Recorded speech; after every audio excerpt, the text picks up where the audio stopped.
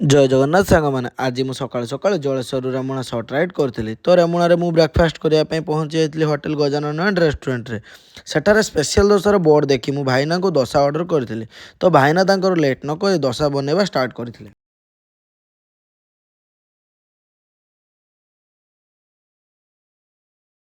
Finally ସାଙ୍ଗମାନେ ଦୋସାଟି ତ ready ହୋଇ ଆସିଲାଣି, କିନ୍ତୁ ମୁଁ ଫାର୍ଷ୍ଟ ଟାଇମ୍ ଦେଖିଲି ଦୋସାରେ ଏତେ ସାରା ହେଲ୍ଦି ଆଇଟମ୍ ଯେମିତିକି କାଜୁ କିସମିସ୍ ମୁଗ ବୁଟ ପନିର ପରି ବହୁତ ସାରା ଆଇଟମ୍ ଦିଆଯାଇଥିଲା। ତ ମୁଁ ତ ଏଇ ଦୋସାକୁ ଟେଷ୍ଟ କରିବା ପାଇଁ ଫୁଲ୍ଲି ଏକ୍ସାଇଟେଡ଼ ଥିଲି। ତ ଲେଟ୍ ନକରି ଚାଲନ୍ତୁ ଟେଷ୍ଟ କରିବା। ଟେଷ୍ଟଟା ତ ପୁରା ଫୁଲ୍ ବୱାଲ ହେଇଛି। ଆଉ ତ ଅଧିକ କିଛି କହିପାରିବିନି, ବାସ୍ ମୋ ପ୍ଲେଟ୍ ସଫା ଦେଖି ଆପଣମାନେ ଜାଣିପାରୁଥିବେ। ତ ସାଙ୍ଗମାନେ ଆପଣ ବି ଯଦି ଏଇ ଦୋସାକୁ ଟ୍ରାଏ କରିବା ପାଇଁ ଚାହୁଁଛନ୍ତି ତ ଲୋକେସନଟି ହେଉଛି ରେମୁଣା ବ୍ଲକ ସାମ୍ନାରେ ଥିବା ହୋଟେଲ ଗଜାନନ ଆଣ୍ଡ ରେଷ୍ଟୁରାଣ୍ଟ। ଏଠାରେ ଆପଣଙ୍କୁ ବ୍ରେକଫାଷ୍ଟରେ ଦୋସା ସହିତ ଇଡଲି ଉପମା ତା ସହିତ ପୁରୀ ଚପ୍ ବରା ସବୁ କିଛି ଆପଣଙ୍କୁ ଏଠି ଆଭେଲେବୁଲ୍ ରହିଛି। ଏମିତି ଏକ୍ସପ୍ଲୋର ଭିଡ଼ିଓ ଦେଖିବା ପାଇଁ ଆମ ଚ୍ୟାନେଲକୁ ସବସ୍କ୍ରାଇବ୍ କରନ୍ତୁ। ରହିଲି ଜୟ ଜଗନ୍ନାଥ ସାଙ୍ଗମାନେ।